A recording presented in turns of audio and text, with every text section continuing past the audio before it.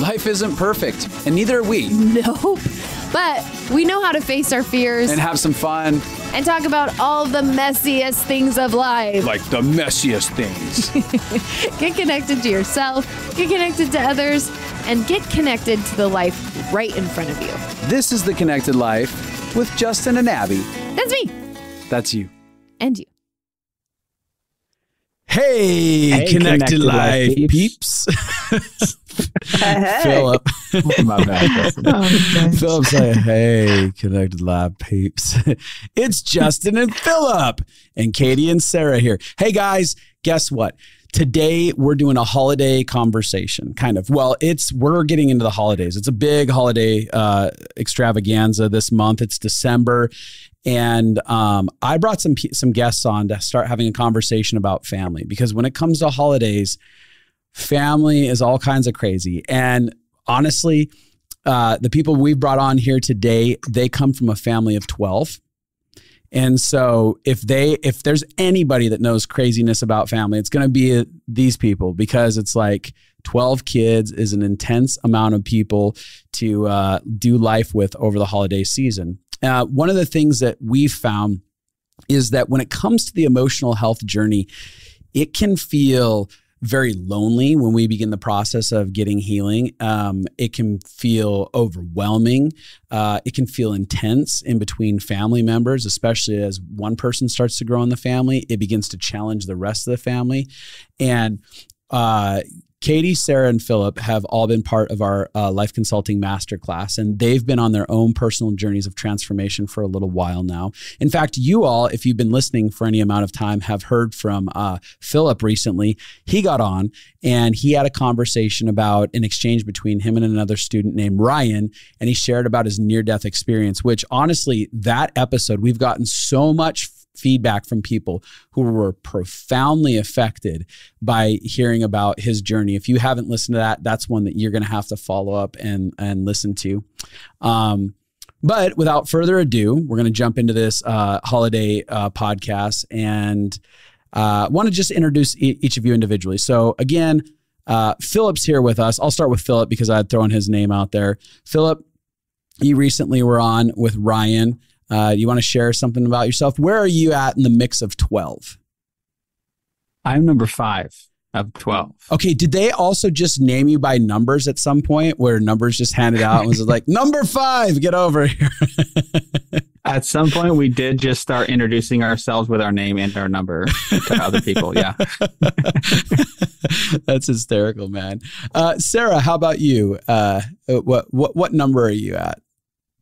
I am number 4. I got my own movie. No, that's a throwback. But yeah, so yeah, right above Phillip. Okay. And yeah. Okay. And then we got Katie. Katie. Hey. What number are you? Yeah, I'm number 1. You're magic I'm the number 1 of the game. Yeah. You're the leader of them all, huh? Does everyone submit to you? They're like, it's Katie. We'll do what she says. No. Sarah's shaking her head. They're all fairly strong and independent human beings. Part of my story has definitely been stepping away from being the leader, or as they would say, the bossy one when I was a kid. The control freak. Yep. Into being a peer and a sibling with them. But oh, yeah. What was it, Sarah and Phillip, what was it like on the other side of Katie growing up? I want to hear that real quick. Oh, man, that's a great question. Well, first off, I love my sister dearly and is a wonderful human being. But she definitely was a goody two-shoes, and she would go and confess to our parents, like at the night, like all the stuff bad that we had done. So we couldn't ever do anything bad because we knew she was going to tattle on us. So correction, you couldn't include Katie in doing anything bad. Yeah. Yes. That's so real.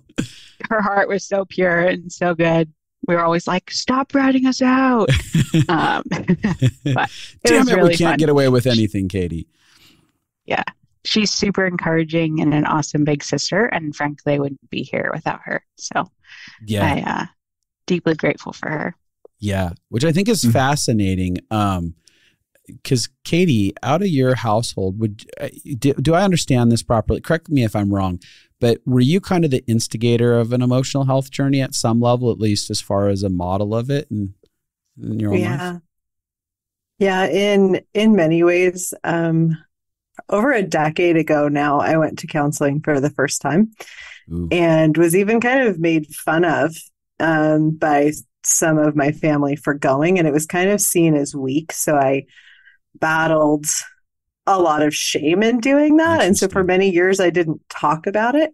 But as I started to get transformation, I would share more with siblings like, hey, I'm doing this and it's changed my life. Do you want to try it too? And this weekend, actually, one of my younger sisters told me, I actually shared that experience with her. And she told me, the only reason that I decided to go to counseling a few years ago was because I thought if Katie and Sarah can do it, maybe I can too. Maybe it is okay. And so I just started crying when she told me that. I was like, wow, it was worth it. Okay.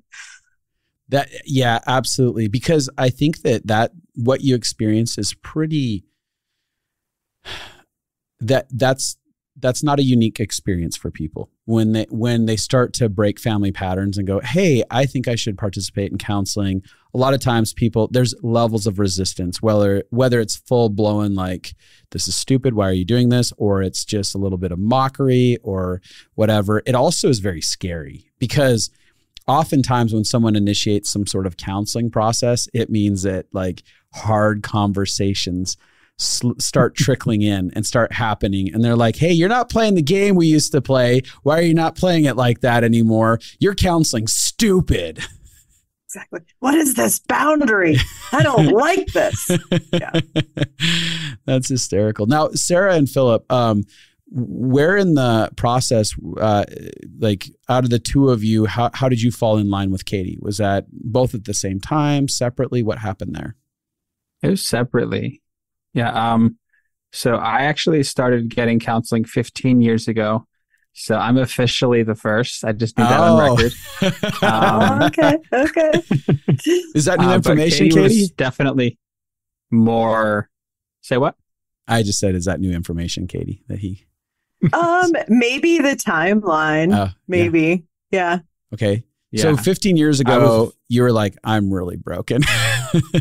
No, my parents were like, you're messed up, dude. Go to counseling. Really? Yeah, but I was kind of a lone wolf about it. I would just like read books and stuff. I didn't have the same level of relational impact on the family that Katie did. So me getting counseling wasn't really a trend setting. It was just kind of like, yeah, Philip's weird. It makes sense he's getting counseling. I was kind of the weird one for a while. Yeah. But at some point, I feel like Katie and I were like on boats in the same river, and we're like, oh, hey. Oh, you're like kind of waving at each other, like, I know you. Hey, yeah. Hey. I remember very clearly that feeling, talking to her on the phone one day and being like, oh, like we're not alone in this healing journey. There's somebody else from the family now doing this too. Yeah. And then Sarah, you kind of like, what happened with you as far as you engaging the process? So mine was very different. I literally started counseling to get Katie off my back. Stop it. I was in a very broken place, and Katie kept saying, hey, I've been seeing this guy. You really need to see him. You really need to see him. Really need to see him. And I had been withdrawing from the family and kind of putting out my own boundaries. Because I was the fixer in my family. So I was constantly in the middle of all the drama and all of the pain and everything. I was a part of it all. And I like had a panic attack one day coming back home. And my husband's like, you probably don't need to be doing that as much. And then Katie was like, yeah, you should see this guy. You should see this guy. And so I was at a really low point in my life. And so this was about 4 years ago now, I think 3 years ago. And it's a Stumball trained consultant that I was seeing and trying to get you to see. Yeah. Oh, wow. Yes. And so finally I was just like, F it. I'm going to do it. I had a couple sessions previously with somebody, about 8 years before that. It did not go well. We did not mesh. I was like, this is stupid. And I'm glad it's working for Katie. This is not for me. So fast forward to this encounter, I immediately connected with the stomach trained consultant and was like, oh, wait, there's something here. This is different. And yeah, after 3 sessions, I really felt the Lord say, hey, this is what I have for you. This is what I want you to do. And I was like, no, not doing it. No. Like Katie does coaching, counseling. That's her thing. Like I'm literally not doing this. I'm just feeling this out. We went back and forth. I fought with the Lord probably for solid 3 weeks. And then finally was like, okay, what do I need to do? Like you win. I joke and say, long story short, here I am. But it's the truth. So yeah, my journey looked very different. I was in a lot of denial about our childhood, and it was very a lot of things, but very codependent, very enmeshed, very super steeped in denial. And I was one of the ones that was mad at Katie when she was like, hey, our childhood wasn't perfect. And I was like, what do you mean? It's all sparkles and rainbows. Our parents are still together. Like nobody died. And so like, yeah, it was a very different journey for me. Well, and then this is a good topic that you bring up, because I actually wanted this is where I wanted to get into a conversation. I was curious from the three of you, what was it like growing up in that family? Especially, every family is different, but there's 12 children. You're saying that there was an immense amount of denial, and Katie's like, actually, problem. And so tell me a little bit more about that world, you guys. Yeah. So I guess I'll start. I think for me, I was a daddy's girl, and our dad was very cut off from his emotions. And on the flip side, our mom had little to no control over her emotions. And so I would literally watch her break down over like stubbing her toe. Like she would have a full-on meltdown, near panic attack over stubbing her toe. And so I learned that emotions were bad, and I wanted to be like my dad, who had no emotions. And so I learned to be very stoic, and I took pride in the fact that you would never know what I was feeling unless I told you. Like I like to think that I was hard to read. And so growing up, I was like, it's me and dad against the world, or me and dad against the emotions. And so I took a lot of pride in that. And like a lot of my favorite childhood memories are around me and my dad doing something together or isolating ourselves from the rest of the family. So to me, it was like fighting for that one-on-one time with dad. So I would do whatever he did. And so, yeah. And it's interesting because oftentimes what you're describing inside of family dynamics, the kids experience painful situations and they try to veer towards a thing that seems less painful, and they embrace it. It's like very black and white thinking. It's like, okay, I don't want to be that, so I'm going to go over here and I'm going to be this thing. I'm going to embrace this as my normal, and then try to walk that out and put that as the highest value inside of my life. So that's such a relatable tale for so many people. Phillip, what was it like for you? It was interesting. It was a lot for me. I definitely had a kind of a perspective similar to Sarah, that emotions were bad.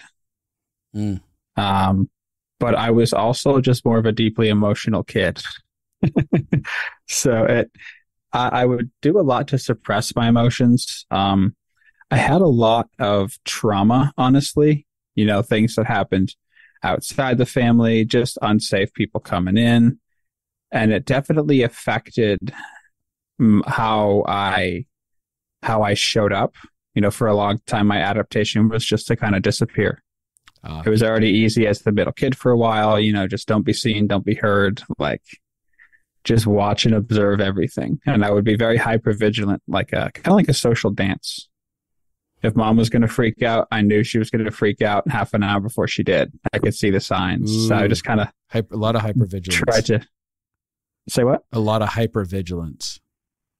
really watching and assessing and I took pride in that, actually. I remember at one point my siblings were like, "Hey, how come you don't get in trouble nearly as much?" And it was just because I was doing the dance, the hypervigilance dance. Yeah. Yeah, that makes sense. Katie, what about you? Yeah, I would echo with Sarah and Phillip. There was a lot of hypervigilance that I picked up, and I was the second mom in a lot of ways. So I would say from like kid number 7 on down, I was mom, and our moms struggled with, well, now I would name them mental health issues growing in my teen years. And we at one point lost a younger brother at like 15 or 16 weeks. And my mom went into a pretty intense depression after that and couldn't leave her bedroom. And so there were a lot of really intense things like that for me in the older end of the family, where I was very much the parentified child. And so my codependency has shown up more as like over responsibility and momming. I didn't know anything more than mom. By the time I was 9, I could cook and clean and feed, and we were a big homeschool family. So I also would be teaching the younger siblings if they weren't self-taught, a lot of those dynamics. And I would like, maybe we'll get into this at a different part in the podcast, but I have tremendous compassion for my parents now on the other side of healing, for the decisions they made and what did or didn't happen in our childhood as I look back. But I would say in a lot of ways, we were a CPT, SD inducing family, a lot from a lack of nurture and resource standpoint. Yeah. And I think that anyone who's grown up in a large family could probably resonate with a lot of the lack of nurture and stuff like that. That's not universal, but it is like, I mean, I think about, I watch parents nowadays just with one kid. And I imagine if I only had one kid, and I'd just be like, I don't even know how to handle one kid. And then you throw in another like 12 or 11 kids. And all of a sudden you're just like, I just am lucky that I made it out of bed today.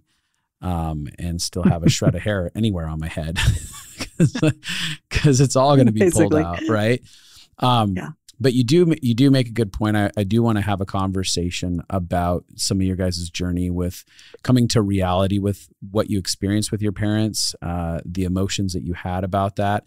Because I think that one of the big things is people are really scared to look honestly at their childhoods and look honestly at family and dynamics. Because the potential is that all of a sudden we make villains out of the people we love. And we're like, oh, I don't want to say anything bad about mom or dad, or I don't want to say anything bad about my siblings. And there's this idea that we can actually hold the truth of our experience without vilifying anyone, really, at the end of the day. And the hope is that when we go through a healing process, you know, there may be a portion of their story where we're like, I'm just enraged and I hate these people. And they're all terrible people for these reasons. And we get through that and we start seeing our own humanity. It gets validated. We see ourselves, we see them, and we go, hey, we're just all human. And it's just pain we all create for one another. But it takes a journey to get there. And there's a process to that healing. But I do want to get into that. But before I do, like, so I'm hearing about your guys' individual dynamics. What would you say, anyone can chime in on this, what were the overall family dynamics? Like if you were to describe the family, how would you describe it? I know Katie touched a little bit on it. It felt a little bit like a complex PTSD household where things were being created out of lack of connection and nurture just because of the way that it was. I would also say that parents were allowed to have emotions, and it usually was anger, but the children weren't necessarily allowed to express emotions. So that put a weird twist on like, why are you guys having emotions and we can't? So yeah. I think that's a very relatable situation too. There's countless numbers of people who have been through my office when they talk about family dynamics, and it's often like my parents had all these crazy big emotions, and then I was expected to shut up and play nice and be fine, and there was a lot of suppression. And I get it. Parents are overwhelmed and they're like, just stop, have no emotions, because I can't even deal with my own emotions that I have, let alone yours. Sure. Yeah, for sure. Yeah, that makes sense. Yeah. I would say there's also, go ahead, Katie. Okay. I would say I like to describe like a general view. I tell people we were homeschooling, homesteading, home churching family, to give you a picture. So there was a lot of isolation and also a lot of like really good work ethic. Yeah. And like different qualities being really highly valued, like your work ethic. And then on the other side, in a family that big, there's multiple small families with patterns that repeat every 3 or 4 siblings. Really? So like you would have like Sarah is kind of like the youngest of the first 4 set. So like if I have boundaries and am no longer the fixer, now she takes that role. And we've watched as she steps out of that role, how that next oldest sister in the next set takes it on. And so it's a very unique dynamic with 12 siblings that there's 3 or 4 individual family cultures even within that. And then our parents also, when I was like 18, left a lot of the conservative roots that our family had. And so like some of my younger siblings went to public school. And so they grew up in a smaller family, not on a farm. So it's a very like so many different things all within the same family. Oh, that is really interesting. You're right. Because as the older ones grow up and leave the house, now it's a smaller subset of an experience and it keeps shrinking down. And obviously parents they're changing for better or worse. They're just evolving, changing. Maybe there's some devolving and meltdowns, who knows? But now they're at public schools. And that is a fascinating thought inside of that, which also, by the way, the idea of having 12 kids and raising them and homeschooling them, that is a bananas idea in itself. Like, because there's no relief by, hey, all 12 of them have a place to go at one point during the day. It's, there has to be an engagement amongst each other. That sounds like a wild experience. Did that turn into, well, Phillip, you're going to say something. Let's go back to you real quick. Oh, I was just going to say, I remember when my parents put my little sisters in school, there was pushback from the Christian community they were still a part of. They were kind of leaving the conservative roots. People were like, "Oh no, like you're sending your kids to the evil place," right? Like it was still kind of a hard decision with some of the community they were in. So there was this super high pressure, high expectation on my mom in particular that she had to have all the kids she could have. She had to homeschool them all, which is impossible. Let's face it, it's not possible. No, it's not to school 12 kids by yourself. It just isn't. But I can look back with a lot of compassion, just to be like, wow, it took a while, but she was able to recognize her own limits in that sense and put the kids in school. Yeah, it is interesting. Even in those moments, it makes me wonder, did she ever look at those people and be like, do you want to raise them? Do you want to show up 6 to 8 hours a day to participate in raising and schooling them? No? Then shut up. I always feel like parents need that permission to tell other people who are trying to tell them how to manage their life. Like, it's one thing for constructive criticism that's invited inside of a relationship versus like, that's wrong, you should do it this way. Oh, really? Should I? So are you going to help me when it's difficult? No, you're not. Okay, thank you. That is very interesting. Wild dynamics. So obviously such a different experience at some levels for all the kids, even talking about subsets and subcultures, which is fascinating to me. What did it look like when it came to conflict inside of the house growing up? Because I think that that sounds fascinating to me. Katie showed a slap.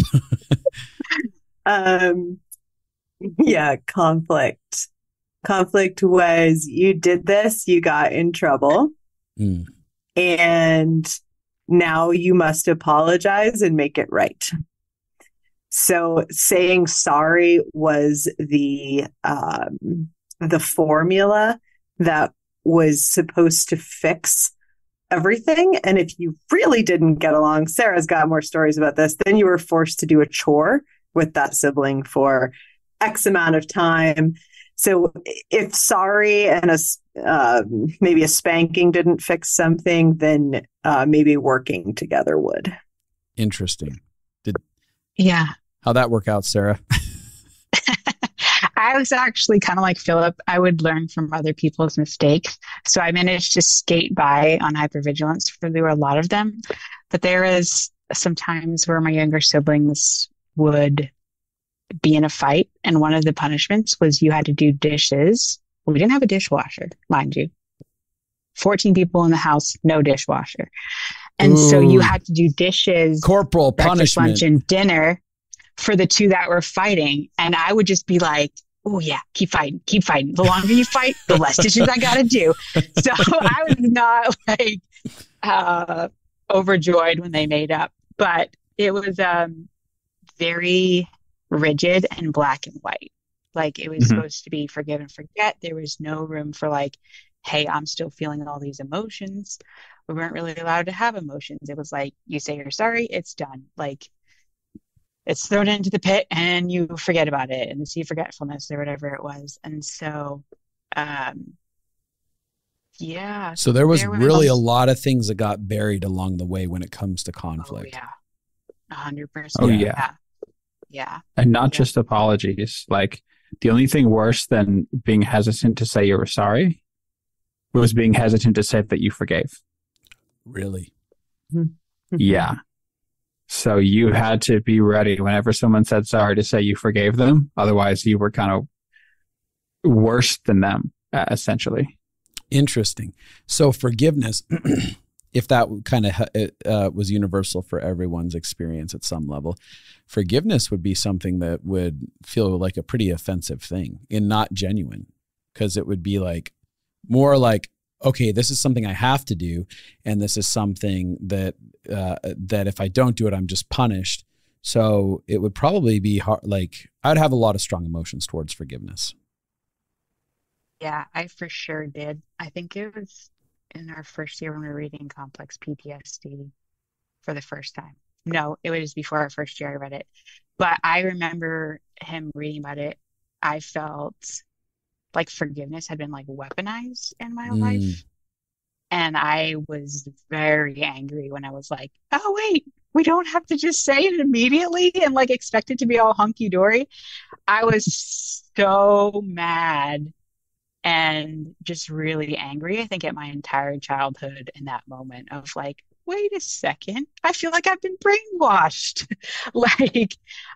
So there was a lot of very strong feelings about forgiveness and saying you're sorry on this journey for me. Yeah, I can totally imagine that. Yeah, for sure. Katie, I saw you throwing your hand up. Were you wanting to chime in there? Yeah, I was just kind of marveling at the differences as we're in a big family of personality, or like how the same thing impacts people in different ways. And so for Sarah and for some of her other siblings, so many strong emotions around forgiveness. And for me, though, it turned into, I don't remember being angry or triggered around forgiveness.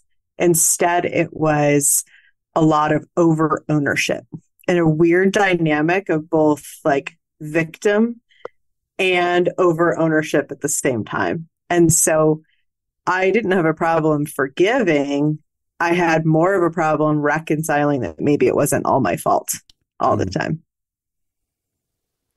So there was a lot of like, it was more or less like an environment of blame and taking the blame for whatever you did. Like it was more like a blame experience and having to take that on, and then, yeah. That is an interesting dynamic. And it makes sense. Like, obviously parents in general are like, hey, we need to forgive each other. We need to play nice with each other. We need to somehow, own the messes that we're making inside of it. But when there's, and again, it's like in a family that big, I get that it can get like, you all just need to do this, but that happens even in smaller families. And again, the principle of it isn't necessarily bad. It's the walking it out of, what does this process look like of apologizing? What does ownership actually look like?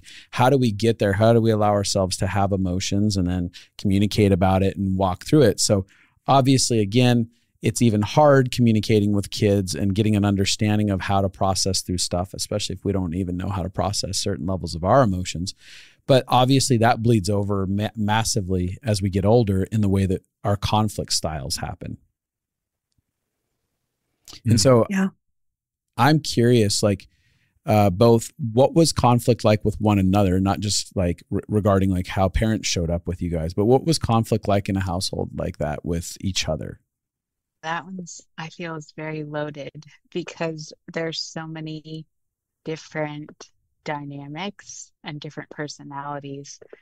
For me, probably anger was my go-to. That was my dad's one emotion, and so that felt safer to me. And as an 8, violence comes hand in hand with that as well. Yeah, it does. So it would really depend on the situation, but for me, it is usually involved anger and some form of violence.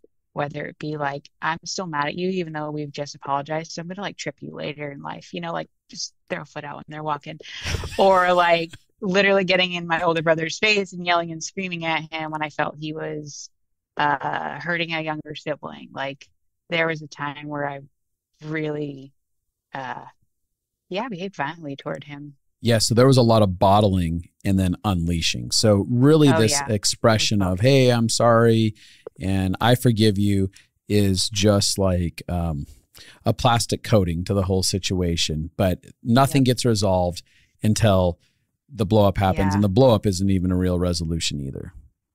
No, I was definitely like, apologies were band-aids. And then like I was just a steaming volcano that would erupt. And usually when I erupted, everybody just fled the premise because it was really, really bad. So Philip's like smiling and shaking his head. So it's like, been there. I've been on the other side of that. For sure, he has. Yeah. You got thoughts on this, Philip? Yeah, I can definitely remember that Sarah's blow-ups. And it's strange because I respected the level of authenticity that she had, even though her emotions could come out in a destructive way. I was the opposite. I was bottle it up and never let it go. Did you implode on yourself though? Was it like I did? So I was a very sick kid. I had stomach issues, asthma issues, constant muscle tension. My back was like a tortoise shell much of my childhood and teenage years. Like just everything was just kept inside to the point where I didn't actually know how to express emotion, like negative emotion, anger. I'd be like, I feel like I should be angry right now, but no anger would come out. It would just all be all internalized. It's been fascinating in LCMC learning about our 4F responses and how we show up, like where Sarah would go more into a fight response. I'm similar to Philip, where I would stuff it and immense amounts of freeze and fawn would come out. So conflict was like the scariest thing in the world to me growing up.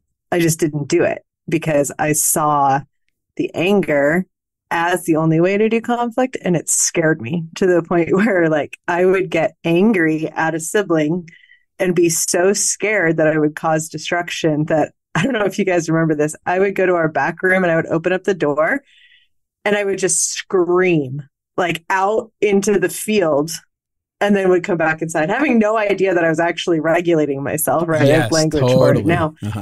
But that was like maybe when I was 16 or 17, because I couldn't stuff it anymore. Which it must have been immense pressure on you, Katie, self-imposed and externally imposed at some level. There was family dynamics that expectations, it sounds like probably were on your shoulders to be a good eldest sibling. Oh, yeah. And wrangle people. I would kind of get in trouble if I didn't wrangle them. Like if I didn't make them do the chores, like the responsibility, I would be held accountable for what I could or could not get them to do. Do you think, now, Katie, I want to hear from you. I'm wondering in general, like, do you feel like the rest of the family, the siblings, have an idea of what kind of pressure might have been on you and imposed on you? Or do you feel like that's ever growing? Do you feel seen in that? I'm curious, especially as you have Sarah and Phillip on their journey of emotional health. I don't know how that walks out. Well, I will narrate that I feel a lot of emotion coming up as you ask that question. Yeah. I would say that out of protection for them, that most of them don't know. I have shared some with Sarah, probably the most, and a little bit with Phillip, but some of the siblings will come to me with their pain. Like when I moved out of the house, they felt deeply abandoned because I wasn't there for them anymore, that type of thing. And so I know that there was impact, but that's been a journey that probably hasn't been shared on my end as much because I don't think the family would have the tools to handle it. Like Sarah and Phillip, maybe yes, like that could be a conversation we have after this podcast if they wanted, but yeah, not as much. Yeah, when you're kind of getting emotional there, like to Sarah and Phillip right now in this moment, is there something that you feel connected to that you'd be open to sharing with them that maybe you haven't shared about your experience in that role? Question. Yeah. Oh, Katie. Yeah. I might have said this in some other ways, but I would say that my heart was to have fun with you, even though I needed to be the bossy one. That I've been learning to have compassion, and recently, even in some sessions with my consultant, to have compassion on 12-year-old me that made the really hard choices to self-abandon and to work for survival and not play. At our Thanksgiving dinner, we had a chance as siblings to go outside and play a game. And Sarah had told me that she was stressed about like the dinner and wanted help this year. And I had to make the really hard call of like, I can invite her to come out and play this game, or I could just go inside and help her. And I made the call to stay and play. And I had to work through so much guilt and compassion for my 12-year-old self, because I think that in the family, I'm often looked at as the goody two-shoes. But I would say that was survival. Like, if I could do it over, I'd go get into mischief with you guys, right? Like, I desperately wanted to be a part of you and not separate from you. Like, I wanted to play. And the roles that I took on were for my survival and yours. Yeah, maybe that. And that I'm learning that now, what it looks like to play and to be just sister. It's interesting because it sounds like there was a lot of external expectations that, you know, of what it would look like to have to be you, that were very much communicated and imposed. And it sounds like there's a huge part of you that felt really judged. Not to the point of being angry at people, maybe, or maybe you are, but just like, yeah, I felt judged. And excuse me. Also, I felt like I so wanted to be part of them. Like that part of you saying that, like, oh, you must have really felt on the outside looking in at times in a role that no 12-year-old should ever have. Yeah, very much so. And I remember saying to a brother, this is probably like 10 years ago now, he was like, but you were always so good.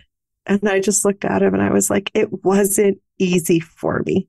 I didn't outwardly pick fights, but like my life has been so hard. And they looked at me and they're like, your life isn't hard. Your life is perfect. And I'm like, oh, no, it wasn't. And so, yeah, I did often feel judged or maybe misunderstood and outside. Like I would even refer to them, my siblings, as the kids in conversations with my parents. Like, my dad and I would have conversations about like, hey, so-and-so needs this for math. And can you pick up milk on your way home? Like in those times where my mom wasn't able to be a mom. And so I was effectively wife mom role and not sibling role. And so it would literally be like, hey, so I think the kids are going to need X, Y, and Z. Wow. So you really didn't get to feel like you were a kid at times.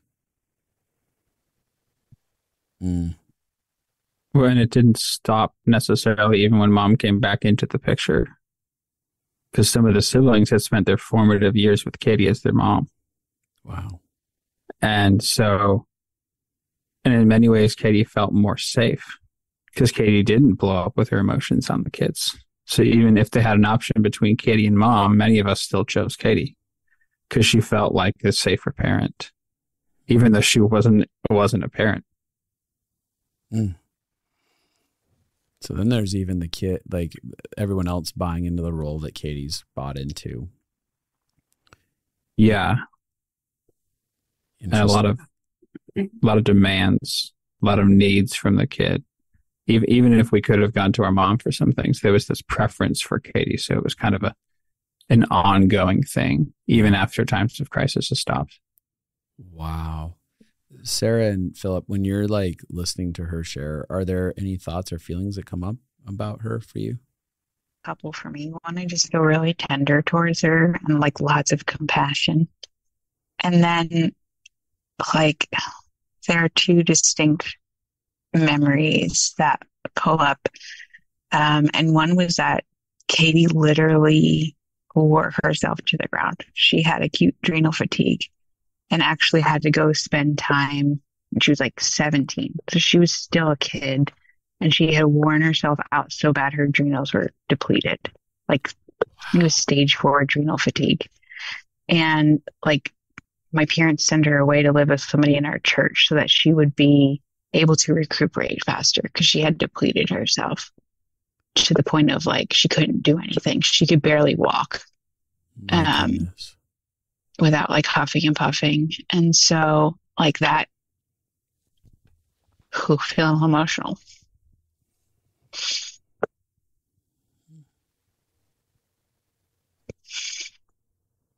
Like the pressure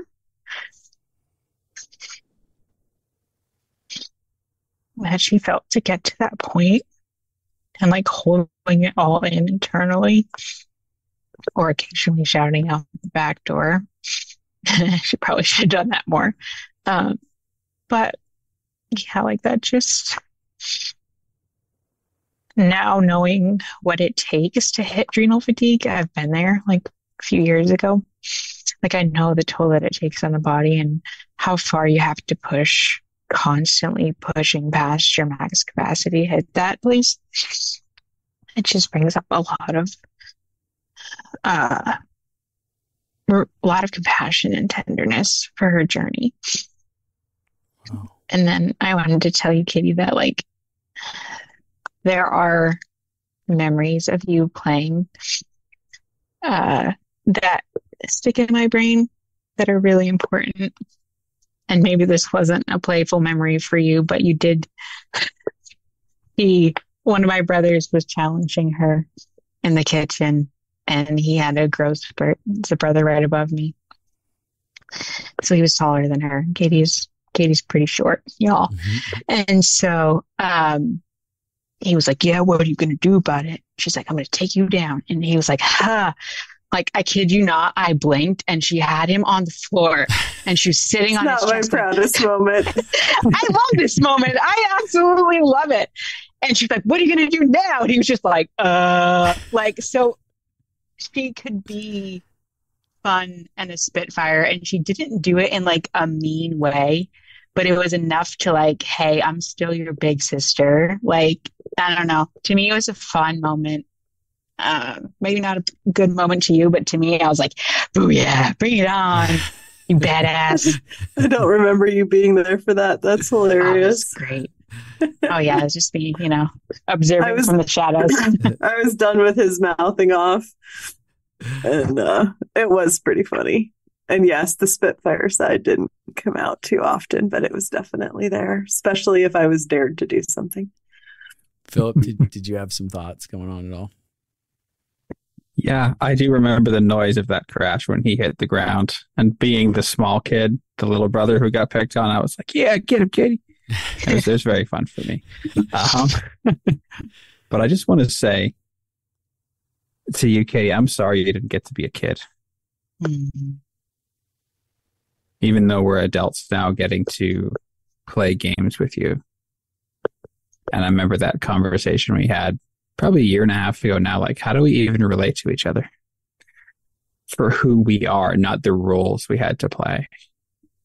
And it's been such a privilege to get to have those times of just sibling banter, playfulness, just kind of the casualness of life that we get to experience as siblings now that we're starting to walk into. We're like, oh, maybe this is what family can be like. It's so valuable. And I also want to say thank you. You shouldn't have had to. So I have this measure of anger for you that you felt like you had to, but also, as Sarah was so fond of saying back when she was in denial, yeah, but none of us died. That was in large part due to you.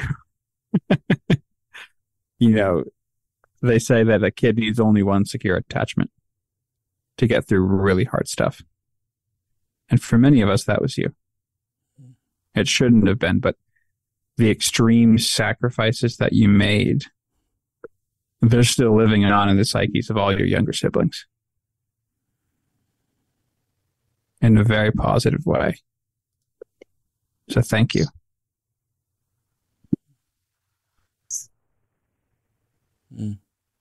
How's that landing for you, Katie?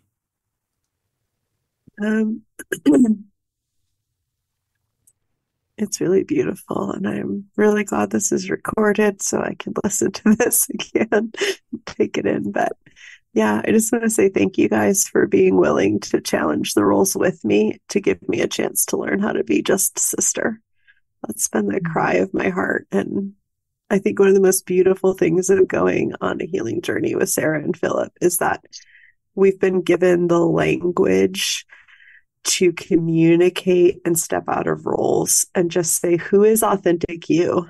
And how do I get to know them? And we're not the fixer and the rescuer, and we're not these different roles, but we're all really messy humans that love each other, and we're doing it together. And can I share a story to brag on Sarah for a second? Please do. This just happened this last week. We're all gaining a common language in LCMC, and we're all they're stepping out of roles that they've been in too, right? And so Sarah and I have had many different talks about sisters supporting each other versus codependency, and how do we sort through all of this? And but we were traveling to North Carolina to visit our family over Thanksgiving, and there's some really stressful situations going on. And at one point, Sarah and I were out doing errands, and I got really quiet. And Sarah just said to me, hey, I'm starting to get really triggered. And my first thought was, oh my goodness, she's telling me how she feels. She's not even using a feeling word, but she's showing up in the conversation. She's not asking me to fix. She's not running away. I'm not running away. And I was like, oh, wait, I get to use narration. And so I just looked at her and I was like, hey, or she said, it feels like you're pulling away. Are you pulling away? She asked me something like that. And I said, hey, actually, I'm feeling really overwhelmed right now. And so I'm just pulling away for a second to regather strength before we go into this next situation. And I want you to know, I'm not mad at you and I love you. And are you okay if I'm just quiet for the rest of the drive so that because I'm an introvert, so that I can have some space to recoup. And it was just this beautiful moment. We just looked at each other. She's like, yeah, okay, great. Because in our family, going back to the conflict question earlier, there was a lot of withdrawing from connection if you were upset with each other. So she could feel me withdrawing, and that triggers. And I was like, oh, no, we're just siblings. I don't have to reassure her. I'm not her mom, right? She can manage her own heart. All I can do is tell her what's happening inside of mine. And so it was just this beautiful gift of like, oh, let me just communicate to you where I'm at right now. Like, I'm okay. Are you okay if I'm just quiet? Because I can ask for what I need. And that's been such a beautiful journey with Sarah and Phillip, is that they've given me permission to essentially be human. And that's been so healing for me, to step out of the mom role, the God complex, the whatever, and to have needs and feelings too. This is fascinating because obviously I'm sure everyone has felt alone inside of this system. And the fact that y'all are engaging, just even that moment of Sarah being able to articulate anything like, hey, I can tell I'm feeling really triggered. And even engage that, like it suddenly says, hey, you're not alone. You're not alone because we have common ground that we can investigate something together. I think it's for most families, siblings oftentimes feel alone because they don't know how to do conversations. They don't know how to communicate about emotions. They're all having similar experiences, but they don't know how to talk about it. And if they knew how to talk about it, they wouldn't feel so alone. They'd feel like very much like, oh, we can overcome this because we all had similar, like even when the three of you are talking about your childhood right now, there's camaraderie to that. Even if you guys still have difficulties between the three of you, it's still like, hey, we have a shared experience that we are acknowledging the reality of together. And so we have the bond of that reality. And even the ability to talk about this, you guys can talk openly about like, hey, here's the role I could tell I played. Here's kind of how I showed up inside of the situation. And being able to communicate that also, like you talked about, this idea of, oh, we're just humans and we're just messy humans and we aren't these ways that we showed up as kids and we aren't these roles, which a lot of siblings, they'll go their whole lives, full adult lives, staying in the same role, staying under the same idea of being understood the way they were understood as kids. So they never actually see each other. A lot of times I see siblings who will show up in my office and stuff that I've had where they'll say things like, yeah, I am an entirely different person outside of my family than when I'm inside of my family. So there's a world that knows them over here, and then the most intimate people that should know them don't know them. They know an expression or a version of them rooted in childhood pain, childhood roles and stuff like that. And something to me as I'm listening to you guys, I'm like, oh, as they've been on this journey, they're actually being able to find each other is what I'm hearing. Does that feel true, guys? Yeah, I think that's 100% true. Yeah. It's like, oh, wait, you're kind of an awesome person. Like, you know, yeah. That's really true. Would you say that on this journey, as y'all have become aware of self, aware of your story, that, you know, we started this conversation off regarding like forgiveness and apologies. It felt like even Phillip, where you were saying like apologizing for Katie's experience, that felt heartfelt. It feels like there's genuine forgiveness amongst you guys, that you've cultivated that with one another as you've known each other's stories, the more you've been sharing with each other. Does that feel true to you? Yeah, for sure. And we've always loved each other a lot. It was just like we just had no clue how to live in that, how to express that, how to be aware of ourselves within that too. So having this common language and doing the work together has been, it's like all the love, at least for me personally, it's like love that I have inside myself actually can flow a whole lot easier. Mm-hmm. And that feels really good. And also there's a sense of belonging too. A sense of belonging that I longed for most of my life within my family. I often believed that I didn't fit in, didn't belong, you know, all that.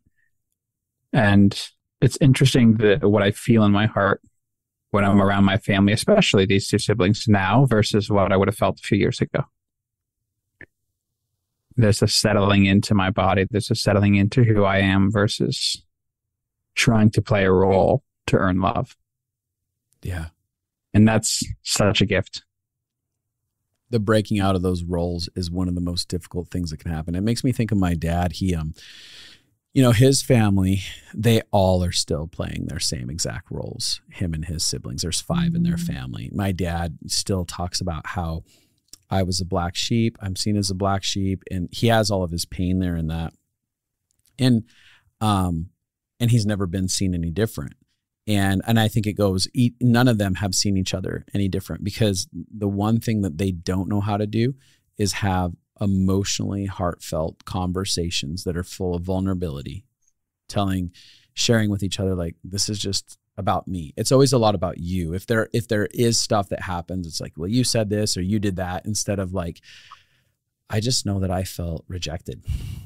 I know that I felt like I was the black sheep, and that from the get-go, I could never be seen as good, like not sharing their authentic story about themselves. And that's the thing I long for. Like when I look at my dad's family, he has one sister that she's just outwardly aggressively mean and intense in a lot of ways. And the other siblings are scared of her. And I'm like, oh, I bet if she could use her words, she would say things like, oh, I felt really scared, and I felt really a lot of shame, and I felt unlovable. And I felt rejected. And I'm like, wouldn't it be a beautiful world if they could all bond to her because she let all of her guards down and she shared? And what if my dad, who was silent all the time, then that's part of his guard. She was an outward exploder. He was an imploder and an internal person that held it and hid it all. But the same thing was happening for him, just in a different way. If he could say like, yeah, I feel like everyone thinks I'm stupid and that I'm unlikable. Like I just dream of a world like what you guys are doing as siblings is miraculous, right? Because most siblings that they will miss the people that they were closest to, they will miss out on the truth of those people's beings. Usually they'll go their entire life and miss out on who the true person is across from them, because all they're left with is memories and roles and misunderstandings without having conversation. So one of the things that you all are modeling and saying yes to the emotional health process is a miraculous invitation for siblings. Like when I'm sitting here listening to you, I'm thinking, I hope that our listeners that have siblings are challenged in a way of like, but what if I could have an intimate relationship with the people that I just survived with? Like, we're kind of like, we're all in this boat together, and we just had to be in the boat until the boat hit shore, and then we all got off and scattered and went our own directions as much as possible. But what if it's like you have a whole history of being on a boat together, that there's an intimacy that bonds you inside of that, especially as you get vulnerable and honest about your experiences and begin to evolve with compassion and kindness and understanding towards one another.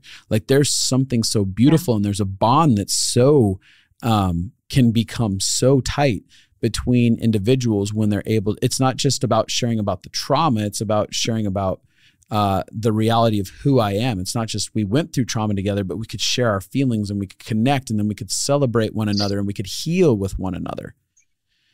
And there's something really beautiful about the idea of love that you guys are learning as you're saying yes to this.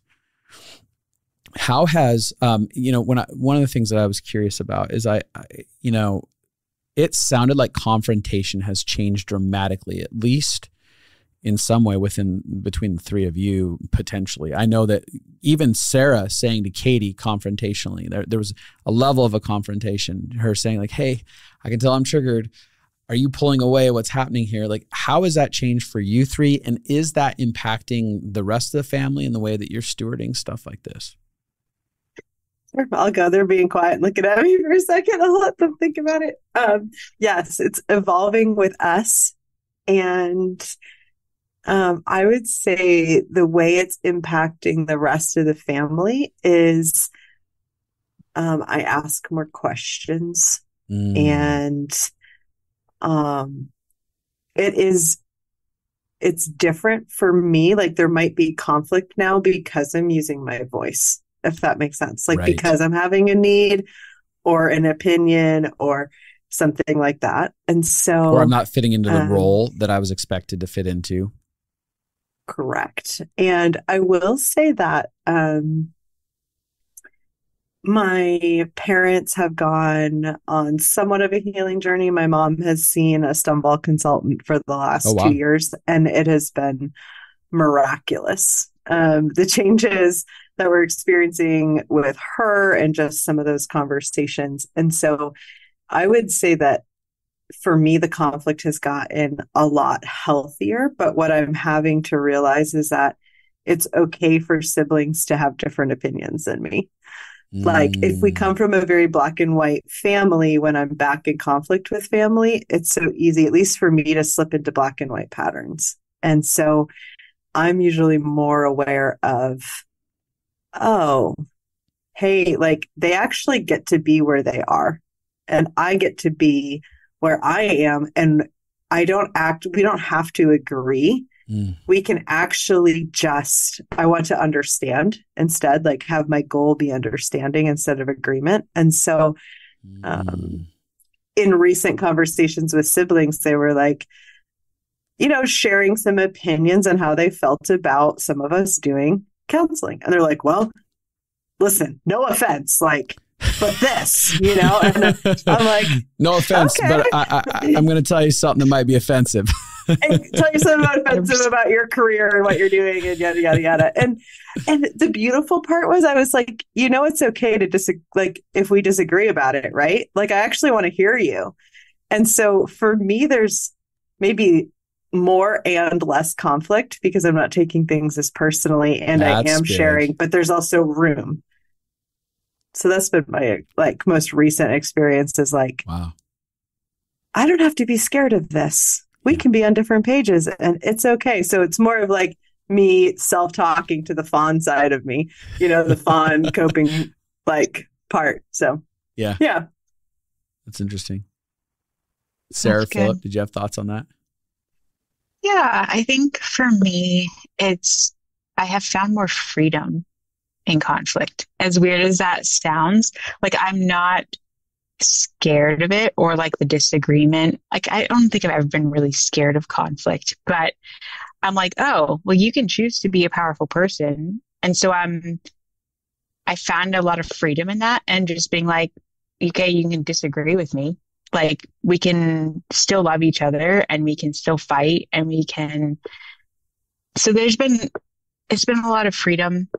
And like Katie said, I found myself asking more questions and I'm not willing to settle for the surface answer. So I find myself kind of like digging in a little bit of like, okay, so you say that, but what's underneath that? If you're angry, what's the fear behind it? And so it's a little amusing to see them squirm sometimes, but I'm not willing to settle for like the surfacey answers. I'm like, no, like, let's actually do life together. Like, let's challenge this. And yeah, so I feel a little bit more confident in like pushing them a little bit, I think, to like broaden their horizons. And Katie's like, oh, that makes me so uncomfortable. Yeah, but I'm here for it. I'm so here for it. And so it's just been really good to see the journey that some of our siblings are taking and then slowly pushing / guiding other ones to the possibility of it. And so it's been fun. That's good. I like that both of you are echoing curiosity and questions because one of the surefire ways to repairing relationship is invitations through questions.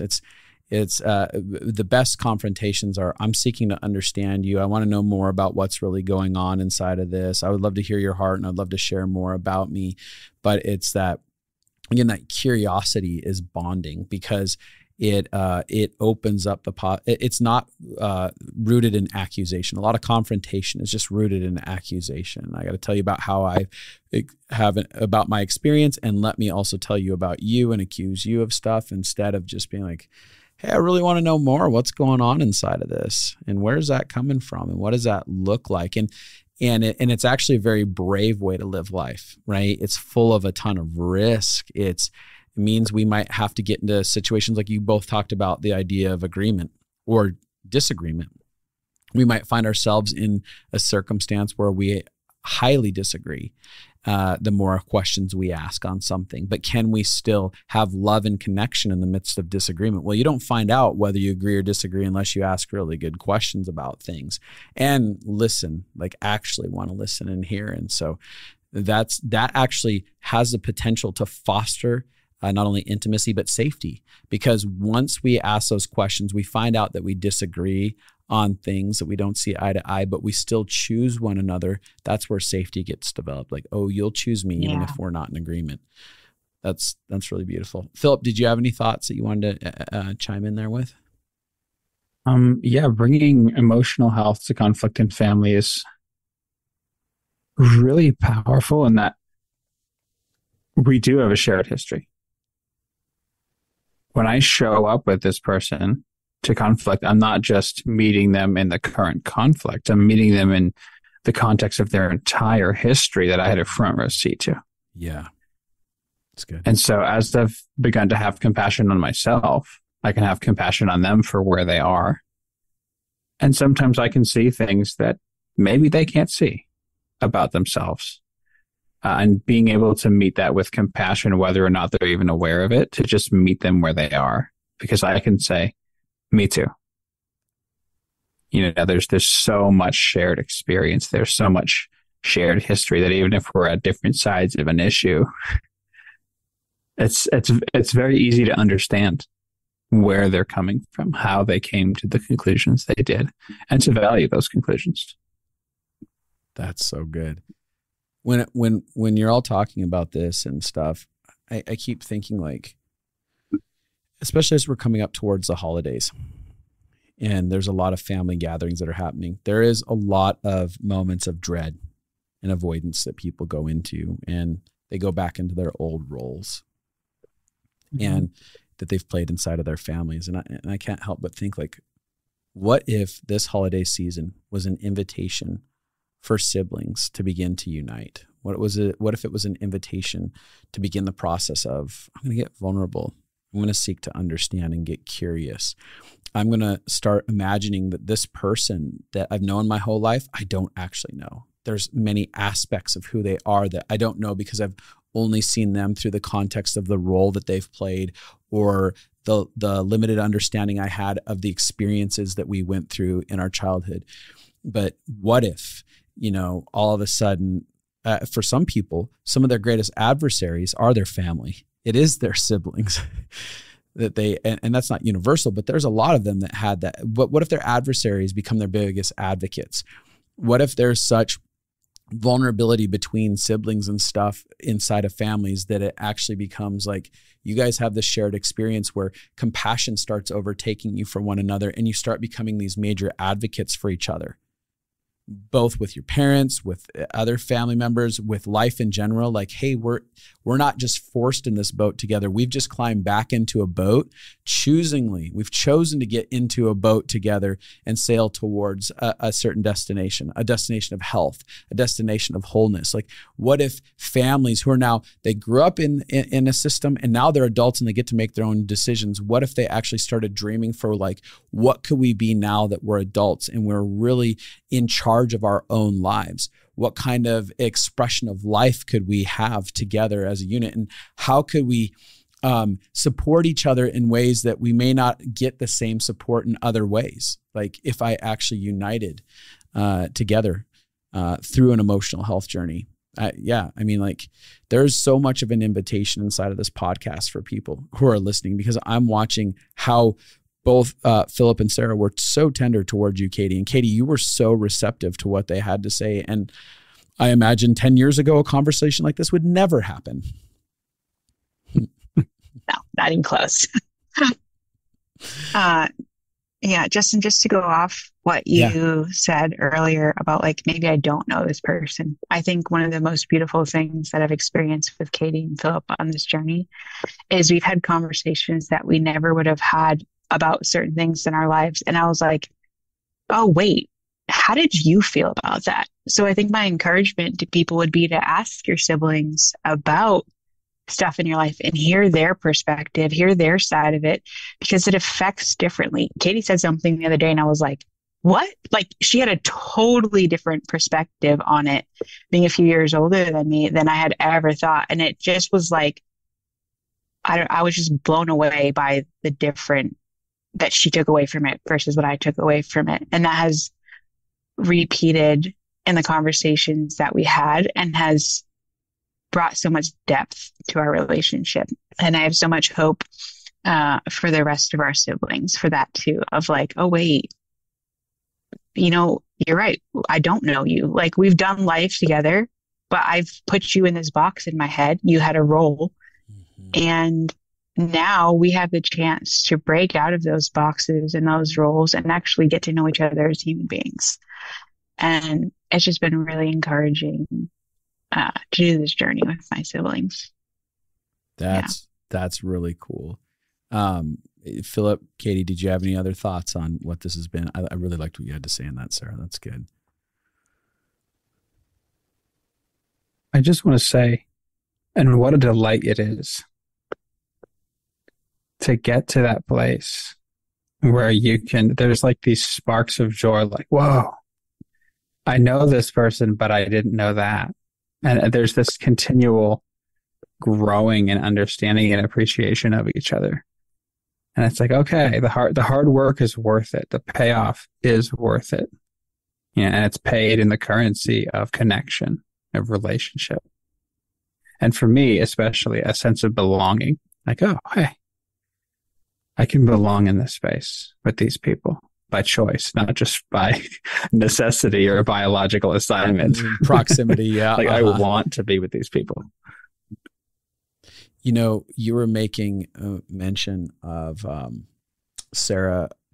The gist of it was like talking about your shared experiences and stuff in your childhood. I know that something that was so helpful for me in my process was when my sister and I were having points of connection, and I was able to bring up like, hey, is this real what I remember going through? Like, let me paint this picture of like my experience. And she's like, oh yeah, it was exactly like that. And I'm like, oh wow, because I've been being told that it's different.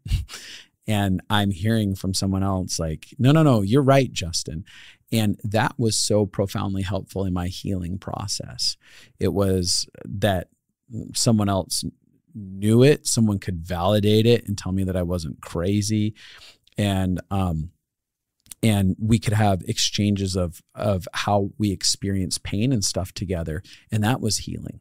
Like, oh yeah, we weren't alone in the pain. We actually went through it together. We can talk about it now, and now we can find repair for it. And on that note, I know we're running out of time, but I think that like one of the things that you made mention early on, Katie, that I said I wanted to circle back around to was the idea of like hitting a place of compassion for your parents. As you guys are going through your healing process, it feels like universally you guys are both able to be like, hey, there's some things that were really detrimental in the way that they showed up. And we can see that they're humans. We can see the reality of what they were going through. Tell me just a little bit more about that. Any one of you that wants to chime in. I'm sure they might have some more too, but I would say that was one of my greatest hindrances to healing was, what if I get mad at my family and don't love them anymore, or can't talk to them, or the solution is shattered? And what I've realized is as I learn to love my broken bits, I have space to love their broken bits and to see their humanity. And my parents were both adult children of alcoholics, like coming from extreme chaos. And I can look and hold the truth and tension that they loved the best they could. And they gave everything that they had. And sometimes it wasn't enough. So I can hold space for their pain and my pain and not let either one of them cancel it out. But like meet in the middle, human to human, and then also be willing to also learn to see them in a new light too, right? How have they grown and changed, and give them permission to also step out of those roles, which can be a really hard and challenging journey, but to do it with them and also to receive them as they are, because I want to be received as I am. And so it's actually a beautiful thing. I love them more now that I've looked at the pain, not less. I love them far more. I respect them more. I honor them more. And I can also, in looking at the pain, I can also see the beautiful gems that they've given me too, like teamwork and a work ethic and family sticks together, and like the love of beauty that came from my mom, or the love of intellect from my dad. Like I can now actually fully own the gifts that they've given me in a way that I never could before. That's all really good. That's really well said. Sarah, Phillip, did you want to chime in? You don't have to. I just want to give you room. I would say I think my journey's been a little bit behind Katie's on this front. It's been a little bumpy. It's been up and down. Yeah. But it's holding the duality of like, oh, my parents were hurt humans that, and as I've learned about like our trauma responses, and I'm like, oh, they were triggered out of their brains all the time. I mean, just constantly. So like little kids were driving the household. Like they were 5 and 6 year olds trying to parent all of these kids running around like chickens with their heads cut off. And so it's been an up and down journey of me having a lot of compassion for them and then struggling with the anger of some of the choices that they made. Yeah. Like, they could have put us all in school, but they thought they were doing the right thing. So there's the balance of like, oh, I'm really mad at the choices that you made. You could have made different ones that would have made life easier. And then the balance of like, oh, no, you thought you were doing the right thing. You were giving everything that you had in that moment. And sometimes it just sucked. Like, so it's been a journey, but like Katie said, I had a softening towards them. And it has allowed me to have as I've had compassion on myself and my struggles, I'm like, oh, they were also struggling. And so it has been up and down. But yeah, for the people who are scared of like being mad at their parents or the siblings, yeah, you're probably going to hit it. You're going to have a phase where you're mad, and then you're going to be like, oh, but they were just her little humans too. And so it comes in waves. And it's good to know that it's a season. Yeah, for me, it's been in seasons of anger versus love, and they're both there. And I think I'm okay with that right now. Like that's where I am in my journey. And you should be. Like, I resonate with that. There was such a season of like, I had to get past my denial about the reality of my family. Once denial bubble broke, then I'm like, F all of you. I hate you all so much. This was unjust. And there was a working towards validating my reality. And as I was doing that, that came out with a lot of anger, a lot of accusation, and that was okay. Like I needed to be like, that wasn't okay. And again, as you're talking about in my journey, there was a humanization of Justin. I'm humanizing myself. I'm letting go of judgment towards me, judgment towards the world around me. True healing and wholeness journey will produce compassion. It will go through waves of working practical expressions of grief out. There's so much like we just have to go through a grieving process when we come to terms with the reality that there was pain that existed inside of it. And if we stay committed to that process, it will yield a full-blown like compassion for myself and compassion for someone else. And one of the things that you were talking about, Sarah, that's great is that you're holding two truths in tension that are happening inside of you. And that's something that people really don't know how to do. And we're having to learn as we evolve in our journeys of like, what does it look like to have the word and instead of the word but? I have so much compassion for my parents, and I have so much pain in times where I don't want anything to do with them. And I also want to get back to them and reconnect with them. And there are days I never want to see them ever again. And just being like, hey, I'm being honest with myself, and I'm allowing these two realities to coexist, and not allowing myself to just pendulum swing and just live in one side or the other. And that's a beautiful thing. So good. Yeah. Phillip, did you have anything that you want to input as we're wrapping it about that? Yeah, I just want to say it's really worth it.